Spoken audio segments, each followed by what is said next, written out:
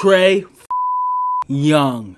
And before we get started with this video, stop with all that Trae Young slander saying that the Hawks lost that draft night trade between him and Luka Doncic. Because in reality, if you look at it now, Trae Young is doing something Luka hasn't done. And that's lead his team to the conference finals. Matter of fact, I don't even think Luka Doncic has been out the first round in his career. Yeah, Luka was a back-to-back two-time All-Star, and Trae Young wasn't. But Trae Young arguably could have been an All-Star this year, but we're not going to talk about that. But it don't matter. This man is killing right now, putting the league on notice, putting the world on notice. He's playing a super villain, bro. Trae Young is legit. Without further ado, let's get into the video. What's going on, everybody? It's your boy, The Real Moses of The Real Sports, and welcome back to another video. And I'm sorry about yesterday. I had complications with Adobe Premiere Pro. It wasn't working for me. I literally edited one video. I was supposed to have dropped 3 videos yesterday. I dropped the first one, and I finished the second one. I finished editing the second one, but when I went to export the video, the app crashed and I literally lost my whole video, so I was just done for the day. I just crashed everything. But we're back. We're here today. Hopefully everything goes well. After I get done recording this, we'll see. If you're seeing this video, obviously it went well. And what I said in that video is exactly what happened last night. The Bucks cannot let a team like the Hawks stick around. Why? Because you're going to get nights like that and where the Hawks are just going to come in and steal that game. If you're the Bucks, you got to punish them from the rip and take their hearts and let them know that you're the better team. But no, they let them stick around throughout the whole game. And what happened? They lost game 1 at home. This was their first loss in the playoffs at home this postseason. That came to my man Trae Young. But now let's really get into it. Let's talk about the point guard battle that we had last night. I don't think nobody would have thought that this game would have turned out to be an amazing point guard battle like it turned out to be last night. Before we even talk about Trae Young and his amazing performance, let's talk about Jrue Holiday. Jrue Holiday, that is how you bounce back from a poor performance in Game 7 against the Nets in the Eastern Conference Semis, where you shot like 5 of 23. This is how you step up. In Game 1 of the Eastern Conference Finals to set the tone. Granted, y'all lost, but it's not really your fault because you was playing great defense and you was playing even better on the offensive end. So I give props to Jrue Holiday. He finished with 33 points on 14 of 25 shooting and also had 10 assists. Giannis also played phenomenal. He had 34 points on 14 of 25 shooting, just like Jrue Holiday, and he did a great job from the free throw line last night, including hitting 2 clutch free throws, unlike somebody I know. Paul George, I'm talking to you. If you didn't get that reference, I'm talking directly to you. But other than that, Giannis hit 2 clutch free throws to what?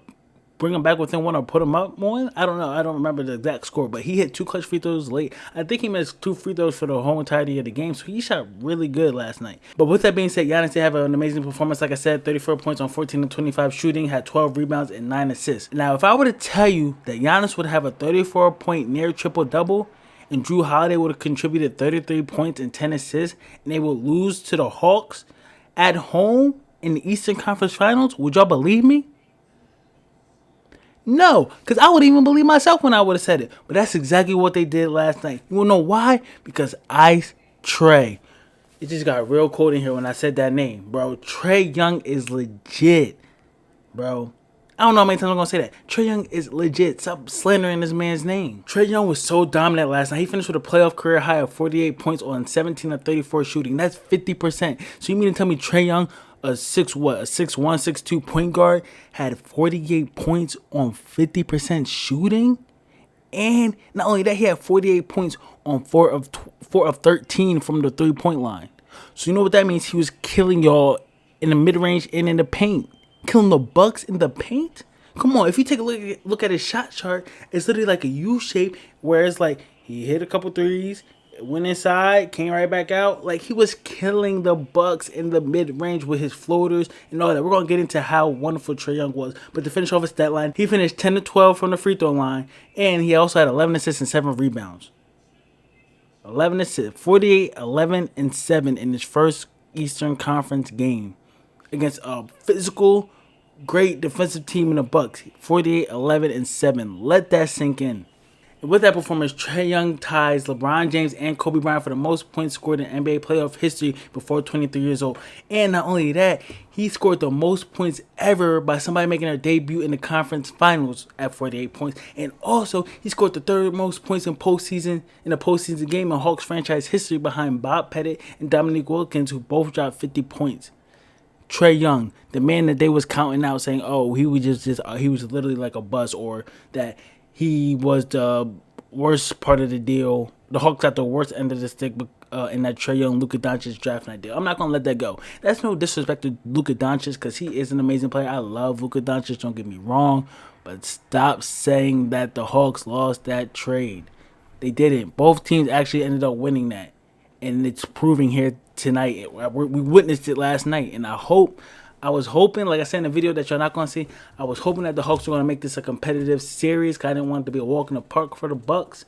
And that's exactly what they're doing. Props to Trae Young. Props to the whole Hawks crew. But before we get into exactly what Trae Young did and how he was able to put on such a magnificent performance, John Collins also contributed 23 points and 15 rebounds, which was major. But Chris Middleton struggled heavily. He had 15 points on 6 of 23 shooting from the field. 6 of 23 shooting? At home, mind you, Chris Middleton is phenomenal at home. He usually has this type of performance on the road. He can't have this performance at home. Game 1 of the Eastern Conference Final to the Hawks. Come on, Chris, I literally been boasting and bragging about you.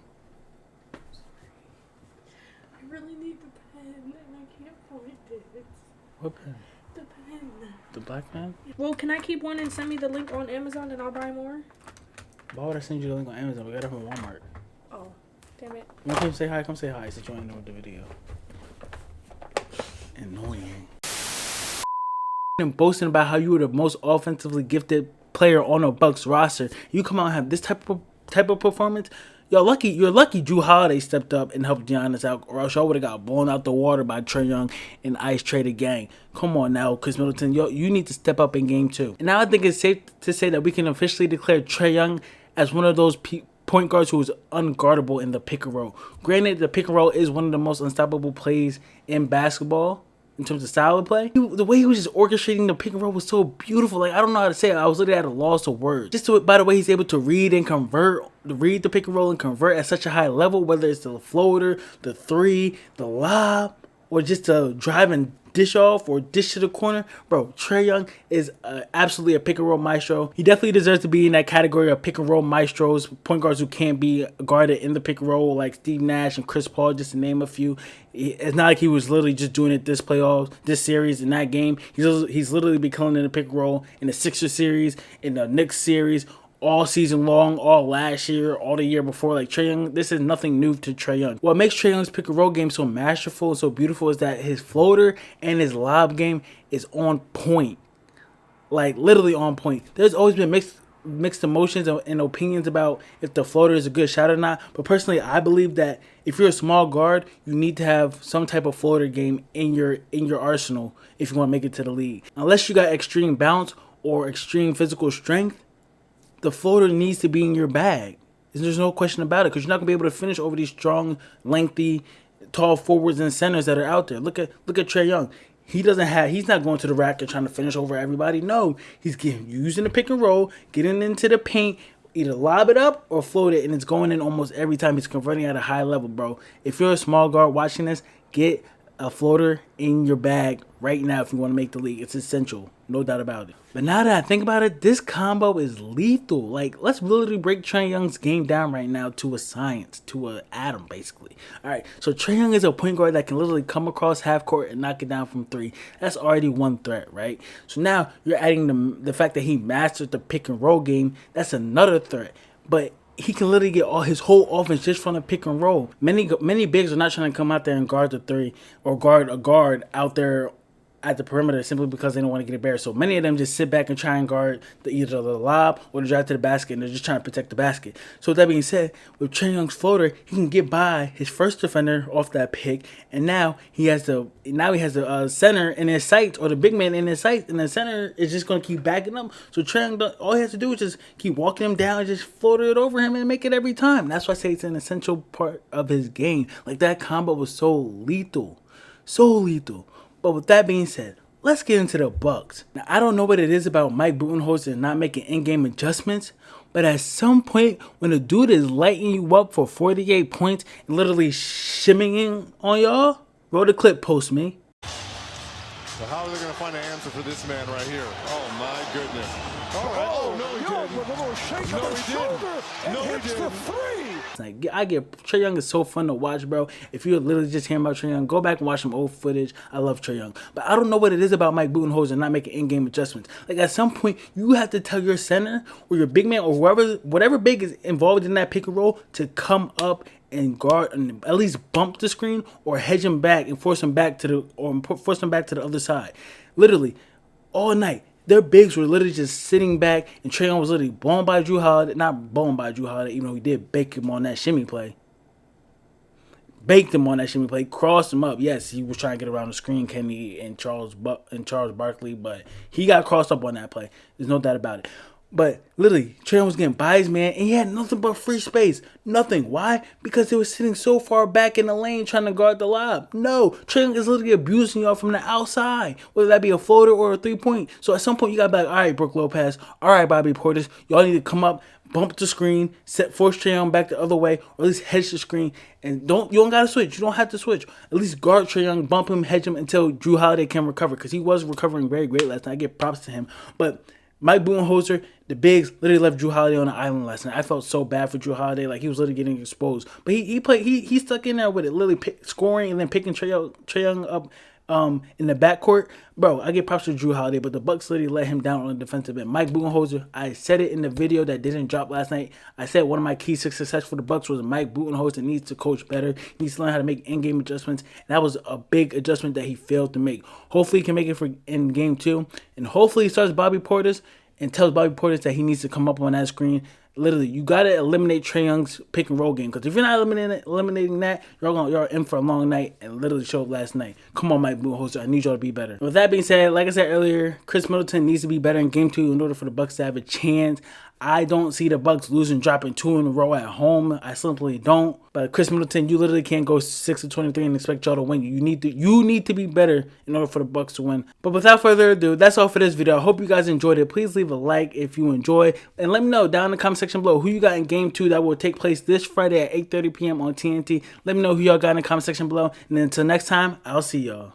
In this game, it's been free-flowing. Look at this move. Take your time. Now a little shuffle. And then let's see. Okay, I'll shoot the 3.